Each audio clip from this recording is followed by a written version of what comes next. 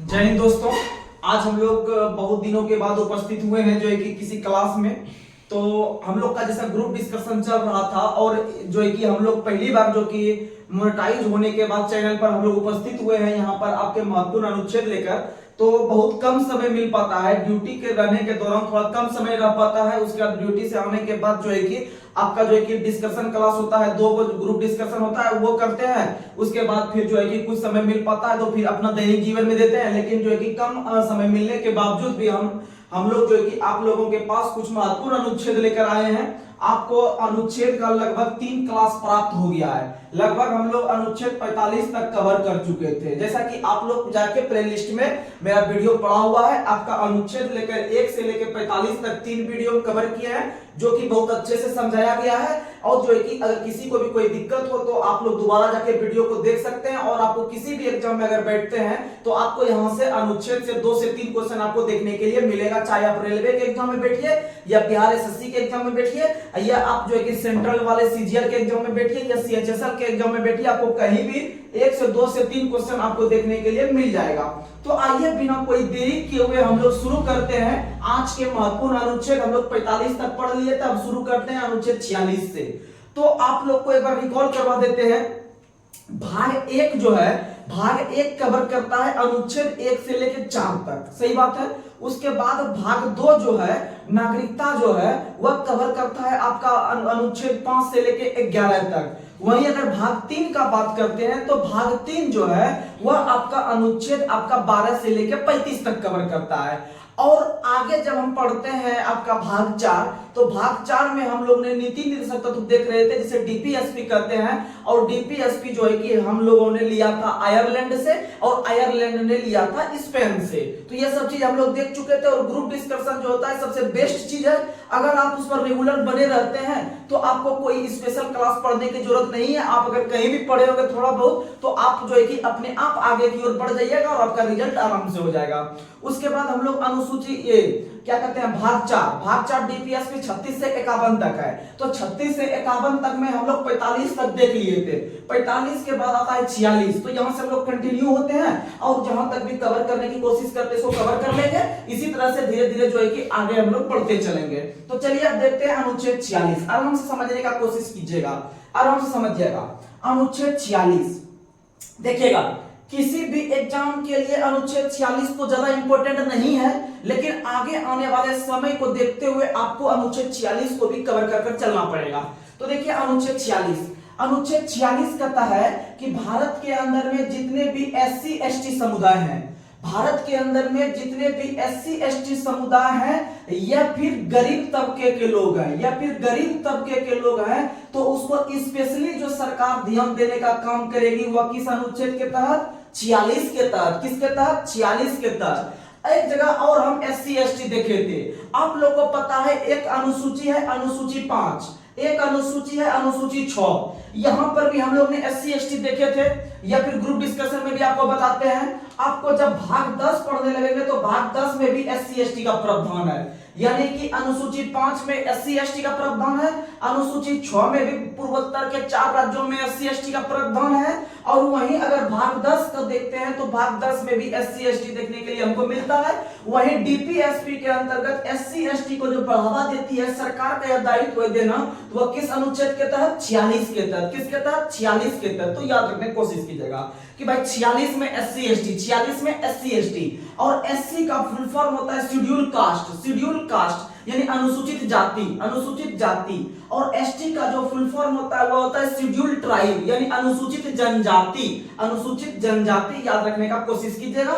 और सबसे अधिक जो अनुसूचित जनजाति है जो है कि मध्य प्रदेश में है, और सबसे अधिक अनुसूचित जनजाति प्रतिशत पूछे तो मिजोरम में है। तो ये सारा क्वेश्चन आपको ग्रुप डिस्कशन में मिल जाता है। तो हम लोग आगे बढ़ते हैं बिना कोई देरी के हुए। तो देखिएगा अनुच्छेद 47 बीबीआई है। जो बीबीआई है उसको हम लिखते चलेंगे बीबीआई, उस पर आप फोकस कीजिएगा ज्यादा। तो अनुच्छेद 47 जो है यह पोषाहार के स्तर में वृद्धि करता है। अब पोषाहार का स्तर क्या होता है आप थोड़ा समझने का प्रयास कीजिए। आप लोग को पता होगा कि अगर किसी भी व्यक्ति को अच्छा भोजन मिल रहा है, प्रोटीन युक्त भोजन मिल रहा है, विटामिन युक्त भोजन मिल रहा है, वसा युक्त भोजन मिल रहा है, तो उसका मतलब है कि उसका जीने का जो स्तर रहेगा, उसका जो पोषण स्तर रहेगा, एक आपका स्वस्थ शरीर रहेगा और अच्छा से उसका विकास होगा शरीर का, अच्छा से उसका मस्तिष्क या फिर जो उसका मानसिक स्थिति है और शारीरिक स्थिति जो है वह आपका जो है कि बहुत अच्छी ढंगों से विकसित होगा। तो वहीं पर अनुच्छेद 47 कहता है कि पोषाहार के स्तर में जो वृद्धि करने का प्रावधान किया गया है अनुच्छेद 47 के तहत, अर्थात इसको हम लोग डीपीएसपी के अंतर्गत देखते हैं। किसमें देखते हैं? डीपीएसपी के अंतर्गत देखते हैं। इसको और डिटेल में समझिए। आप लोग को पता होगा कि भारत सरकार का यह दायित्व है कि हम गरीब और असहाय बच्चे को कैसे जो है कि विकास करें, जो कि वह अनाथ बच्चा जो है कि आम बच्चा की तरह डेवलप कर सके। तो अनुच्छेद 47 के तहत ही किसी गरीब और असहाय बच्चे को जो है कि पोषाहार या उसके अच्छा भोजन कराने का जो दायित्व है वह अनुच्छेद 47 के तहत। अब इसको थोड़ा सा और हम सरलतम ढंग से समझने का प्रयास करते हैं। आप लोग को पता है कि भारत के अंदर में एक विषय है जिसका नाम है शराबबंदी। तो भारत के स्तर में जो शराबबंदी किया गया है या फिर भारत के किसी भी राज्य में जो शराब को जो बंद किया गया है वह जो राज्य सूची के अंतर्गत में है वो किस अनुच्छेद के तहत बंद किया गया है? तो 47 के तहत। किसके तहत? 47। क्योंकि अगर भारत के किसी भी राज्य में या राज्य सरकार अगर शराब को बंद करती है, शराब को अगर बंद करती है तो इसका मतलब वहां के जीने की कला जो है आदमी का या पोषण स्तर जो है वह अपने आप में डेवलप करेगा। इसका मतलब शराबबंदी जो है वह किस अनुच्छेद को प्रासंगिक बनाने के लिए लागू किया जाता है? तो 47। क्योंकि अगर शराब बंद करते हैं तो किसी घर जो कि आपका मेन गार्जियन होता है, अगर वो शराब पीना बंद कर दे तो शायद उनके घर का जो पोषण स्तर है, बाल बच्चा का जीने का ऊंचा स्तर हो जाएगा। और इसी अनुच्छेद के तहत, इसी अनुच्छेद को और डेवलप करने के लिए भारत सरकार के द्वारा आप लोग को पता होगा कि महीने महीने जो है कि गरीब जो कि एपीएल बीपीएल परिवार के अंतर्गत आता है उनको जो कि अनाज भी प्रदान किया जाता है। अर्थात आप लोग को पता होगा कि गांव सब में जो आपका आता है डीलर के द्वारा जो भी आता है आपका सामान वगैरह जो बंटवारा होता है, जैसे आप लोग को पता होगा कि कोविड के समय दाल दिया जाता था, आपका क्या कहते हैं, दाल देने के बाद फिर आपका जो है कि चावल दिया जाता था, गेहूं दिया जाता था, आटा दिया जाता था, चीनी दिया जाता था। ये सारा जो प्रदान कर रहा था अर्थात उसके पोषण के स्तर में वृद्धि करने के लिए, और पोषण के स्तर में वृद्धि करने के लिए किस अनुच्छेद के तहत? 47 के तहत। किसके तहत? 47 के तहत। वहीं ये हो गया 47। अब देखिए अनुच्छेद 48। अब देखिए अनुच्छेद 48। अनुच्छेद 48 के तहत कृषि एवं पशुपालन की चर्चा किया गया है। कृषि एवं पशुपालन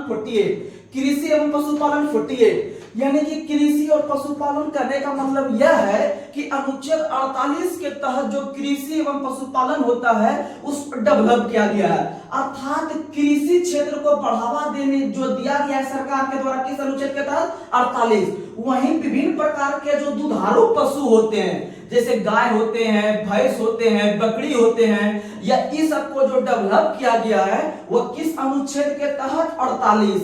और इसी अनुच्छेद के तहत सभी प्रकार के दुधारू पशु को जीने का आरक्षण दिया गया है। अर्थात उसे जो है कि आप नहीं मार सकते हैं और उसे आप लोग पोषण पालन कीजिए और जो है कि इसका प्रयोग कीजिए। या किस अनुच्छेद के तहत? 48 के तहत। किसके तहत? 48 के तहत। आपको यह चीज समझ में आ गया होगा। यानी कृषि और पशुपालन को जो बढ़ावा दिया गया है अनुच्छेद 48। लेकिन अनुच्छेद 48 में अगर हम कॉल लगा देंगे, अनुच्छेद 48 में अगर हम कॉल लगा देंगे तो इसके तहत वन एवं वन्य जीव की रक्षा किया गया है। यानी वन यानी जंगल, और जंगल में जो प्राणी रहता है उसको वन्य जीव कहते हैं। जैसे शेर, भालू, चीता, ये सब जो है ये सब वन्य जीव हो गया। और कहां पर रहता है उसको वन कहते हैं। यानी वन और वन्य जीव जो हो गया इसको जो संरक्षण प्रदान किया गया है अनुच्छेद 48 के क के तहत। और इसी अनुच्छेद को डेवलप करने के लिए भारत सरकार के द्वारा समय समय पर विभिन्न प्रकार का प्रोजेक्ट लाया जाता है। जैसे आप लोग को पता होगा 1972 ईस्वी में आपका पर्यावरण संरक्षण अधिनियम, या फिर आपका इसको बोल सकते हैं पर्यावरण संरक्षण अधिनियम जो लाया गया था, इसे और डेवलप करने के लिए 1973 में आप लोग को पता होगा कि आपका प्रोजेक्ट टाइगर का शुरुआत किया गया था। प्रोजेक्ट टाइगर यानी कि आपको टाइगर यानी बाघ को डेवलप करने के लिए, बाघ को संरक्षण प्रदान करने के लिए 1973 ईस्वी में प्रोजेक्ट टाइगर का शुरुआत किया गया था।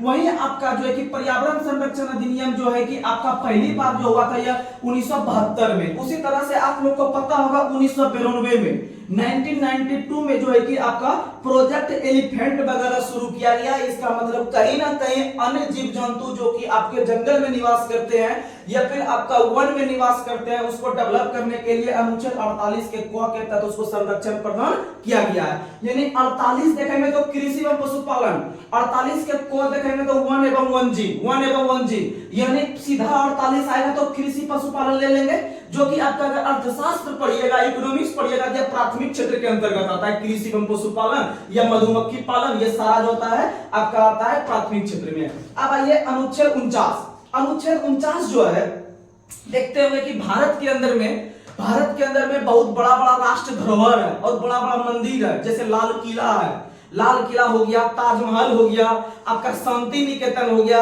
बंगाल के अंदर में। तो ये सारा चीज जो है इसको सुरक्षा प्रदान करने के लिए या फिर इसे पर्यटन को बढ़ावा देने के लिए इसे जो है कि उच्च लेवल पर एक पर्यटन स्थल के रूप में भारत में नाम जो है कि उच्च रोशन करने के लिए भारत सरकार का यह कर्तव्य है कि अनुच्छेद 49 के तहत हम उसे संरक्षण प्रदान करें। क्या करें?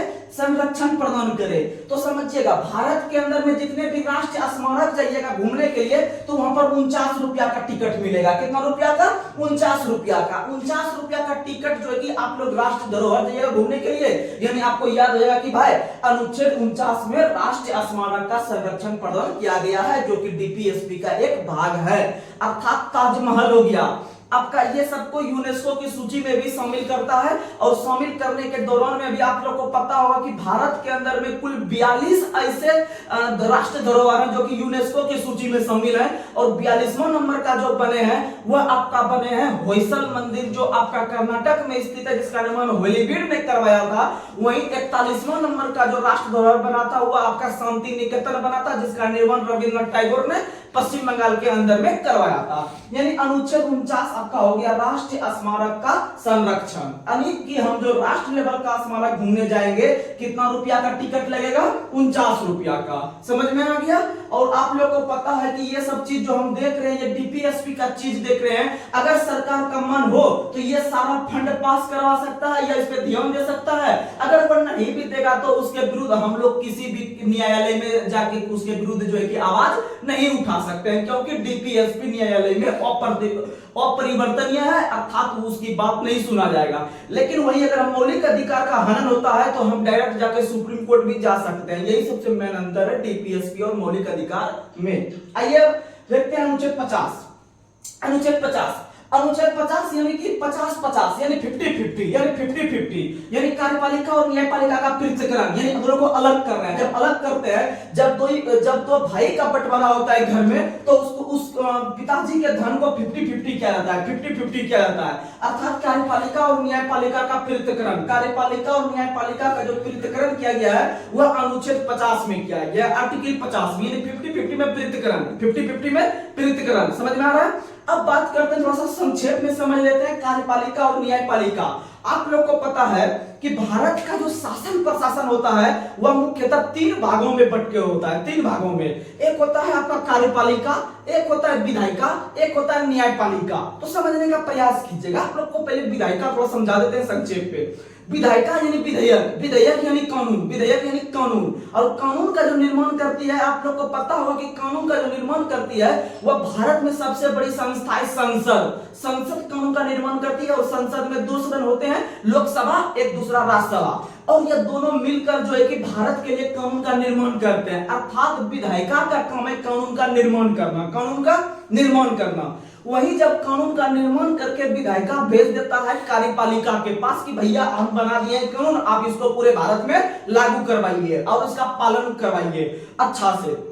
और कार्यपालिका के पास जब पहुंचता है तो कार्यपालिका में सबसे पहले राष्ट्रपति आते हैं, राष्ट्रपति होते हैं, प्रधानमंत्री होते हैं, लोकसभा अध्यक्ष होते हैं, न्यायवादी होते हैं, मंत्रिमंडल सदस्य होते हैं। ये सारे के सारे कार्यपालिका के अंदर होते हैं। और कार्यपालिका का काम है कि विधायिका के द्वारा जो कानून बना के हमको भेजा गया है उसको सुनिश्चित करके या अच्छा से उसका पालन जो है कि पूरे भारत में समान रूप से करवाए। उसके बाद जब राष्ट्रपति वगैरह जब इसका काम करवाना शुरू करवाता है तब जो है कि बाद में आता है देखने के लिए न्यायपालिका। बाद में न्यायपालिका देखने के लिए आता है कि हकीकत में जो कि कानून का निर्माण का जो पालन हो रहा है कार्यपालिका के द्वारा वह सही ढंग से हो रहा है या नहीं हो रहा है, या फिर पैसे का जो फंड राष्ट्रपति के नाम से या प्रधानमंत्री के नाम से जो पास हुआ था क्या वह सही से खर्च हो रहा है या नहीं हो रहा है। इस पर न्याय देने के लिए या इस पर जांच करने के लिए आपका आती है न्यायपालिका। और न्यायपालिका में सबसे टॉप पर बैठी है आपका, न्यायपालिका में सबसे टॉप पर जो बैठी है वह आपका सुप्रीम कोर्ट बैठी है। और सुप्रीम कोर्ट के साथ साथ जो है कि आपका सीएजी बैठा है, कंट्रोलर एंड ऑडिटर जनरल, नियंत्रक एवं लेखा परीक्षक जो है कि सुप्रीम कोर्ट के साथ जो है कि वह न्यायपालिका का हिस्सा है, अर्थात वह भी न्याय देने का काम करती है। वह भी विभिन्न प्रकार के पदों पर रहने वाले व्यक्ति की आपका जांच करता है कि सही में वो खर्च कर रहा है नहीं कर रहा है। तो यहीं से एक क्वेश्चन उठता है कि भाई अच्छा बताते हैं आप लोग, याद कीजिएगा आपका विधायिका में दो ही चीज आता है, एक लोकसभा एक राज्यसभा। और जितने भी बड़े बड़े पद हैं, जितने भी बड़े बड़े पद है, प्रधानमंत्री, लोकसभा अध्यक्ष, राष्ट्रपति, उपराष्ट्रपति, मंत्रिमंडल सदस्य, ये सब हो गया कार्यपालिका, ये सब कार्यपालिका। वहीं इस सब का जांच करने के लिए आता है न्यायपालिका, जिसमें सुप्रीम कोर्ट टॉप पे बैठी हुई है और सुप्रीम कोर्ट के साथ साथ आपका सीएजी भी बैठा हुआ है, सीएजी भी बैठा हुआ है। तो ये चीज हो गया, अर्थात कुछ काम करने के लिए कार्यपालिका का अधिकार है, कुछ काम करने के लिए न्यायपालिका का अधिकार है। और इन दोनों का जो बंटवारा किया गया है 50-50 यानी 50 में, 50-50 यानी 50 में, यह क्वेश्चन था। आइए आगे बढ़ते हैं। अनुच्छेद 51, अनुच्छेद 51 बहुत इंपॉर्टेंट है। अनुच्छेद 51, अनुच्छेद 51 अर्थात डीपीएसपी को हम लोग अनुच्छेद 51 में ही अंत कर रहे हैं, 51 में ही अंत कर रहे हैं, क्योंकि 36 से पढ़ना शुरू किए थे और 51 तक पहुंच चुके हैं। अर्थात अनुच्छेद 51 कहता है कि अंतरराष्ट्रीय लेवल पे अब शांति समझौता कर दो, उसके बाद हम लोग डीपीएसपी को खत्म करके अब घर चलेंगे। इसका मतलब अनुच्छेद 51 जो है कि अंतरराष्ट्रीय शांति एवं समझौता को जो है कि डेवलप करने का काम करती है। जैसे आप लोग को पता होगा कि भारत के अंदर में जो भी अंतरराष्ट्रीय लेवल पर समझौता होता है, जैसे आप लोग को पता होगा कि 1965 में जो कि भारत और पाकिस्तान के बीच युद्ध हुआ था, अर्थात युद्ध होने के बाद जो है कि कुछ ही दिन के बाद जो है कि वहां पर समझौता बुलाया गया। समझौता जो हुआ था आपका ताशकंद समझौता हो गया, उसके बाद फिर आपका उससे पहले चीन से पंचशील समझौता हुआ था, या फिर शिमला समझौता आगे चल के 1972 में होता है। तो ये अंतरराष्ट्रीय लेवल पे जो समझौता कर रही है भारत, वह अनुच्छेद 51 के तहत थी। किसके तहत? 51 के तहत। और जितने भी अंतरराष्ट्रीय नाम से शांति समझौता होता है वह राष्ट्रपति के नाम से होते हैं। किसके नाम से होते हैं? राष्ट्रपति के नाम से होते हैं। और याद रखिएगा वह अनुच्छेद 51 के तहत, अर्थात अंतरराष्ट्रीय शांति समझौता जो होता है वह राष्ट्रपति के नाम से होते हैं, आर्टिकल 51 के तहत। अब आइए आगे बढ़ते हैं 51 का क। अब जो 51 का क है यह डीपीएसपी का हिस्सा नहीं है, क्योंकि डीपीएसपी हम लोग यही क्लोज कर चुके हैं 51 में। आप लोग को हम देख रहे हैं, यहाँ पर दिखा रहे हैं कि अनुच्छेद 51 के क में मूल कर्तव्य की चर्चा है। मूल कर्तव्य यानी फंडामेंटल ड्यूटीज। जब हमारा मूल संविधान लागू हो रहा था, मूल संविधान अर्थात 26 जनवरी 1950 को जब लागू हो रहा था हमारा मूल संविधान, तो उस समय दूर दूर तक कहीं भी मूल कर्तव्य की चर्चा हमारे संविधान में नहीं की गई थी। मौलिक अधिकार थी लेकिन मूल कर्तव्य नहीं थी। तो भाई मूल कर्तव्य कैसे जुटा, नहीं जुटा? तो आप लोग को बता दे कि इंदिरा गांधी का जब काल चल रहा था 1976 के समय, तो उनके ही काल में एक व्यक्ति का नाम हम लोग लेना चाहते हैं जिसका नाम था सरदार स्वर्ण सिंह। सरदार स्वर्ण सिंह के ही सिफारिश पर भारत के संविधान में मूल कर्तव्य को जोड़ने की पहली बार सिफारिश किया गया, जो कि आपका 42वां संविधान संशोधन 1976 के तहत मूल कर्तव्य को जोड़ा गया। और जिस समय सरदार स्वर्ण सिंह समिति ने सिफारिश किया था, तो उन्होंने बोला था कि इसमें सिर्फ हम 8 को जोड़ेंगे। कितना जोड़ेंगे? 8 मूल कर्तव्य। लेकिन आगे चलकर जब जोड़ने लगा तो जोड़ने टाइम 10 मूल कर्तव्य जोड़ दिया। कितना जोड़ दिया? 10। यानी याद रखिएगा, मूल कर्तव्य जोड़ने के लिए सरदार स्वर्ण सिंह समिति ने जो सिफारिश किया था 8 ही किया था, लेकिन जोड़ने टाइम 10 कर दिया। अर्थात आपसे क्वेश्चन पूछेगा कि भाई मूल कर्तव्य को जो जोड़ा गया था पहली बार 42/1976 के तहत कितना जोड़ा गया था? 10। और सिफारिश कितना किया गया था? तो 8। ये सब चीज याद रखिएगा। और कौन संविधान संशोधन? 42वां 1976। उस समय प्रधानमंत्री भी था, तो हाँ, इंदिरा गांधी थी। कौन थी? इंदिरा गांधी। याद रखिएगा। और आगे चलकर जब मूल कर्तव्य को पूर्णतः लागू किया गया भारत में, तो उसके लिए एक अलग समिति आता है, जेएस वर्मा समिति। जेएस वर्मा समिति या वर्मा समिति के सिफारिश पर मूल कर्तव्य को भारत में पूर्णतः लागू किया गया। जोड़ने का काम किया है सरदार स्वर्ण सिंह समिति, वहीं लागू करने का काम किया गया है वर्मा समिति के सिफारिश पर। याद रखिएगा। और वर्तमान समय में जो मूल कर्तव्य है 11 है। जोड़ने टाइम सिफारिश क्या था? 8, अब जोड़ दिया 10, अब वर्तमान में 11, वर्तमान में 11। यानी आगे चलकर जो जोड़ा सिर्फ एक जोड़ा। कितना जोड़ा? 1। और वह जो एक जोड़ा है, सबसे नया वाला जो 11वां नंबर का बना है, वह है आपका 6 से 14 वर्ष तक के आयु के बच्चे को निःशुल्क शिक्षा जो प्रदान करवाया जाएगा, इसे 86वां संविधान संशोधन 2002 के तहत जो है कि इसे 11वां नंबर पे मूल कर्तव्य में जोड़ा गया। चलिए अब बिना कोई देरी किए हुए इसको देख लेते हैं। तो अनुच्छेद 51 के क में मूल कर्तव्य की चर्चा है। वहीं अगर आप एक भाग देखते हैं, भाग 4 का क, भाग 4 का क में जो चीज है वही चीज 51 के क में है, अर्थात है क्या? तो मूल कर्तव्य है। समझ में आ गया होगा। चलिए अब आगे बढ़ते हैं। अब है अनुच्छेद 52। अनुच्छेद 52 जो अब हम पढ़ना शुरू कर रहे हैं। अब हम लोग पहुंच चुके हैं, भाग 5 में पहुंच चुके हैं। अभी तक में आप लोग को पता होगा, इधर का हम मिटाने का भी थोड़ा कोशिश करते हैं। आप लोग ये सब पढ़ लिए हैं तो टेंशन नहीं लीजिएगा। तो देखिएगा, आप लोग को हम बताए थे, एक है भाग 1। भाग 1 जो है वह आपका राज्य एवं केंद्र शासित प्रदेश के बारे में बताता है। वहीं पर भाग 2 जो है, भाग 2 आपका नागरिकता के बारे में कवर करता है। और भाग 1 जो कवर करता है वह आपका 1 से लेकर 4 तक। अब भाग 2 कवर करता है 5 से लेकर 11 तक। वहीं हम भाग 3 देख लिए, तो भाग 3 जो है वो आपका मौलिक अधिकार है, और यह जो कवर करता है 12 से लेकर 35 तक। वहीं अगर हम देखते हैं भाग 4 जो अभी हम पढ़ रहे थे, भाग 4 में डीपीएसपी है जो कवर करता है 36 से लेकर 51 तक।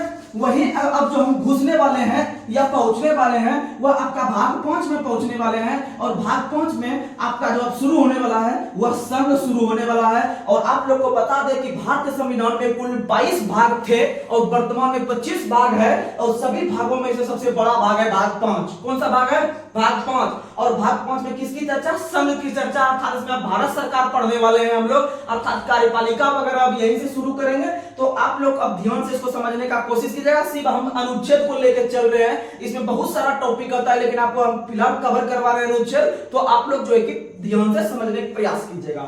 अब ये अनुच्छेद 52 देखिएगा। सामान्यतः अनुच्छेद 52 से लेकर जो 62 तक देखने वाले हैं वो राष्ट्रपति के बारे में देखने वाले हैं। कवर कीजिएगा यहां से। अनुच्छेद 52 कहता है कि भारत के अंदर में जो भी काम होंगे वह राष्ट्रपति के नाम से होंगे। अर्थात राष्ट्रपति के पद का जो सृजन किया गया है अनुच्छेद 52 में। किसमें किया गया है? 52 में। अर्थात भारत का एक राष्ट्रपति होगा। अनुच्छेद 52 सिर्फ इतना वही करता है 52। याद रखिएगा, राष्ट्रपति का जो हम शुरुआत कर रहे हैं 52 से, सिर्फ यही बोल रहा है कि भारत का एक राष्ट्रपति होगा, बस। लेकिन 53 में थोड़ा सा डीप है, इसको समझने का प्रयास कीजिएगा।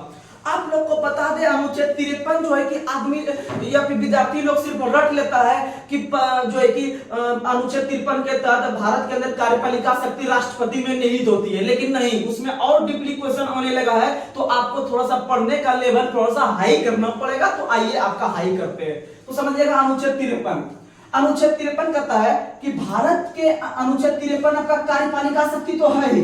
ये तो आपका इजी क्वेश्चन हो गया कि भाई कार्यपालिका शक्ति राष्ट्रपति में निहित होगी अनुच्छेद 53 के तहत। लेकिन अनुच्छेद 53 का क्लाउज फर्स्ट भी है, अनुच्छेद 53 का क्लाउज सेकंड भी है। तो समझने का प्रयास कीजिएगा। अनुच्छेद 53 का जो क्लाउज फर्स्ट है वह कहता है कि भारत के अंदर में जो राष्ट्रपति होते हैं वह अपना काम खुद करते हैं, वह अपना कार्य खुद करते हैं, या अपने अधीनस्थ जो भी उसका पदाधिकारी रहता है बड़ा बड़ा राष्ट्रपति ऑफिस में या राष्ट्रपति भवन में, उनसे करवाया जाएगा। अर्थात अनुच्छेद 53 का फर्स्ट कहता है कि भारत के अंदर में राष्ट्रपति जो है कि काम को खुद करेंगे या अपने अधीनस्थ पदाधिकारी से करवाएंगे। यह क्वेश्चन है 53 का फर्स्ट क्लॉज। वहीं 53 के सेकंड पे अगर ध्यान दीजिएगा तो आप लोग को पता होगा, आप लोग याद करते होंगे कि भारत के अंदर में तीनों सेनाओं का जो प्रमुख होता है वह राष्ट्रपति होता है। लेकिन यह कभी गौर किए कि भाई ये राष्ट्रपति तो होता है लेकिन किस आर्टिकल के तहत, अपने किस अनुच्छेद में दिए गए अधिकार से? तो याद रख लीजिएगा अनुच्छेद 53 के सेकंड के तहत। अनुच्छेद 53 के सेकंड, यानी 53 के सेकंड कहता है कि भारत के अंदर जो राष्ट्रपति होते हैं वह तीनों सेनाओं का प्रमुख सेनापति होता है या प्रमुख जो है कि होता है आपका 53 के सेकंड के तहत। और याद रखेगा अनुच्छेद 53 के अंदर राष्ट्रपति के अंदर कार्यपालिका शक्ति निहित होता है। आइए अब आगे अनुच्छेद 54। अनुच्छेद 54 जो कहता है राष्ट्रपति का निर्वाचक मंडल की व्यवस्था, राष्ट्रपति के निर्वाचक मंडल की व्यवस्था। अब आप लोग को पता होगा कि जैसे आप लोग इसको समझने से पहले आम आदमी पे लेके समझिए। जैसे आप लोग मुखिया का या सरपंच का जब आप लोग चुनाव करने जाते होंगे तो उसमें जो कि जिसका भी एज 18 प्लस है वो जाके आराम से वोट देके आ जाते हैं। इसका मतलब आप कहीं ना कहीं मुखिया के वोट में शामिल होने के लिए गए, अर्थात आप उसके निर्वाचक मंडल में जाके शामिल हुए। यानी कि निर्वाचक मंडल कहने का मतलब है, निर्वाचक मंडल कहने का मतलब है कि जिस व्यक्ति को हम चुनने के लिए जा रहे हैं, आखिर हम उस चुनने वाले व्यक्ति में अगर हैं तो हम भी एक निर्वाचक मंडल का हिस्सा हैं। यानी उसको निर्वाचक का जो मंडल बना है, उसका जो समूह बना है, उसका जो कौन कौन उसमें शामिल होगा नहीं होगा, इसकी चर्चा अनुच्छेद 54 में है। यानी राष्ट्रपति के चुनाव में कौन कौन शामिल होगा या राष्ट्रपति के निर्वाचक मंडल की जो व्यवस्था की गई है अनुच्छेद 54 में। और आप लोग को पता होगा कि राष्ट्रपति के निर्वाचन में कुल 3 कैटेगरी के लोग शामिल होते हैं।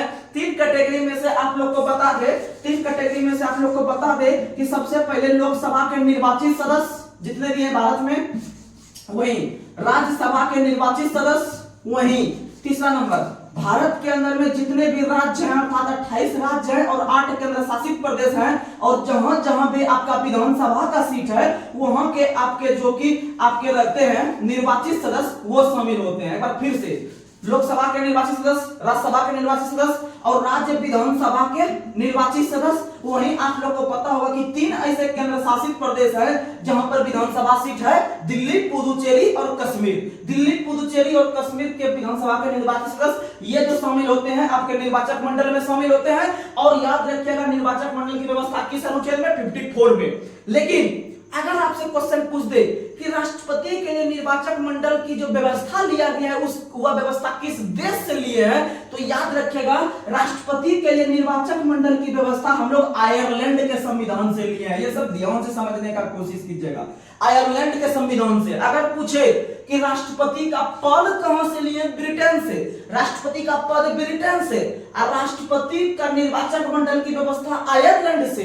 लेकिन एक और क्वेश्चन पूछेगा राष्ट्रपति को जो हटाते हैं महाभियोग द्वारा, वो वाला चीज कहां से लिए? अमेरिका से। कहां से लिए? अमेरिका से। तो ऐसे करके याद रखिएगा, तब एग्जाम में छूटने की गुंजाइश क्वेश्चन का नहीं रहेगा। आइए अब अगला है 55, अनुच्छेद 55। अनुच्छेद 55 कहता है कि भारत के अंदर में जो राष्ट्रपति होते हैं उनका जो निर्वाचन होता है उसके निर्वाचन की रीति क्या है, कैसे उसको चुनते हैं। क्या जाके खाली देख लेते हैं बस चुना जाता है? ना, आखिर चुनते कैसे हैं, क्या रीति रिवाज है चुनने का, तो इसकी प्रक्रिया का उल्लेख 55 में है। किसमें है? 55 में। और आप लोग याद करते होंगे कि राष्ट्रपति के चुनाव की जो रीति है वह आपका एकल संक्रमणीय मत पद्धति है। एकल संक्रमणीय मत पद्धति के आधार पर अनुपातिक पद्धति है, आप याद कीजिएगा। और यह जो है कि आपका जो कि किसका उल्लेख है? अनुच्छेद 55 में। अनुच्छेद 55 में राष्ट्र चुनाव की रीति। अब आइए 56। भारत के अंदर जो राष्ट्रपति चुनाते हैं उसके कार्यकाल की चर्चा किसमें है? 56 में। बहुत ईजी चीज है, कार्यकाल 56, कार्यकाल 56, कार्यकाल 56। और आप लोग को बता दे कि भारत के अंदर में जितने भी व्यक्ति शपथ लेते हैं, जिस दिन शपथ लेते हैं उसी दिन से उसका कार्यकाल शुरू होता है, उसी दिन से कार्यकाल शुरू होता है। तो एग्जाम में क्वेश्चन पूछेगा कि भारत के अंदर में राष्ट्रपति का कार्यकाल होता है जिस दिन चुनाव का रिजल्ट आया उस दिन से 5 साल, जिस दिन जो है कि वह इलेक्शन कराने गया था उस दिन से, या जिस दिन वह शपथ लिया उसी दिन से 5 साल? तो आप लोग का जवाब होना चाहिए कि जिस दिन से शपथ ग्रहण किए हैं, जिस दिन से शपथ ग्रहण करते हैं उसी दिन से उसका कार्यकाल शुरू हो जाता है। तो ये सब याद रखने का कोशिश कीजिएगा। और भारत के अंदर में जो राष्ट्रपति का कार्यकाल होता है वह आपका सामान्यतः 5 वर्ष, सामान्यतः 5 वर्ष याद रखने का कोशिश कीजिएगा। आइए आगे बढ़ते हैं। और भारत के अंदर में जो अनुच्छेद 57 है वह राष्ट्रपति का पुनर्निर्वाचन की चर्चा करती है। पुनर्निर्वाचन यानी आप लोग बता सकते हैं कि भारत के अंदर में कोई भी व्यक्ति चाहे जितनी बार भी राष्ट्रपति बन सकता है, उसमें कोई भी रोक छेक नहीं है। अर्थात भारत के अंदर में राष्ट्रपति चाहे तो 1 बार चाहे तो 2 बार। आप लोग को पता होगा कि भारत के जो प्रथम राष्ट्रपति थे डॉक्टर राजेंद्र प्रसाद, वह आपके 2 कार्यकाल पूरा करके हटे हैं। तो इसका मतलब है कि वो उसका मन अगर होता तीसरा बार तो तीसरा बार भी बन सकता था, लेकिन उसके विरुद्ध कुछ राजनीतिक मुद्दा आ गया था, इसीलिए राजेंद्र प्रसाद अपने से बोला कि नहीं अब अगले बार हम नहीं बनेंगे। तो ये सब चीज जो है कि बात का बात है। लेकिन आप लोग को पता है कि भारत के अंदर में कोई भी व्यक्ति चाहे वह कितनी बार भी राष्ट्रपति बन सकता है, उसमें कोई रोक-छेक नहीं है। अर्थात अनगिनत बार बन सकता है, अनगिनत बार बन सकता है, उसमें कोई रोक-छेक नहीं है। और आप लोग को बता दें कि एक देश है अमेरिका। अमेरिका के अंदर में राष्ट्रपति जो बन सकता है वह सिर्फ 1 बार बन सकता है। कितना बार बन सकता है? सॉरी 2 बार। कितना बार? सॉरी 2 बार। कितना बार बन सकता है? 2 बार। वहीं स्विट्जरलैंड जो एक देश है वहां के राष्ट्रपति का कार्यकाल 1 वर्ष। कितना वर्ष का होता है? 1 वर्ष। तो ये सब कंटेंट है, ये सब तो ग्रुप डिस्कशन काफी है, आप लोग रेगुलर बने रहिए, एक भी क्वेश्चन नहीं छूटने देंगे। तो आज का क्वेश्चन हम लोग जो है कि यहाँ पर कवर कर लिया आपका अनुच्छेद 57 तक, और अगला वीडियो भी हम लोग जल्द लाने का कोशिश करेंगे। आप लोग जो है कि जिस तरह से प्यार दे रहे हैं, 1 महीना के अंदर जो कि हमारा चैनल मोनेटाइज हो गया, सिर्फ आप लोग का प्यार और हमारा जो मेहनत है इसमें कहीं भी कमी नहीं है। ये तो सीधा लंबा लंबा दूर तक दिखाई पड़ता है कि जो एक दूसरे का जो प्यार है वह बहुत ही बढ़ चढ़कर जो है कि है, जो कि आप लोग का इसी प्यार का बदौलत जो है कि हम लोग इतना मेहनत कर पाते हैं, ड्यूटी के समय जो है कि नहीं कर पाते हैं, लेकिन बाद में आकर जो भी हमको मेरे पास समय मिलता है हम लोग जो है कि आपके पास रखने का प्रयास करते हैं अपना जो भी नॉलेज है। लेकिन हाँ, अगर आप सीरियसली होते हैं इस चैनल पे, ग्रुप डिस्कशन तो लगातार चलते रहेगा, वो तो बंद हो ही नहीं सकता। तो आप लोग समझिएगा कि आप लोग अधिक से अधिक रेगुलर में बने रहिए और अधिक से अधिक व्यक्ति को जोड़ने का प्रयास कीजिए इस चैनल से। जैसा कि अभी चल रहा है इस तरह से रनिंग में, तो समझिए जल्द ही वो बड़े चैनल पे भी नजर आएंगे। तो सिर्फ आप लोग का प्यार चाहिए। तब तक के लिए धन्यवाद।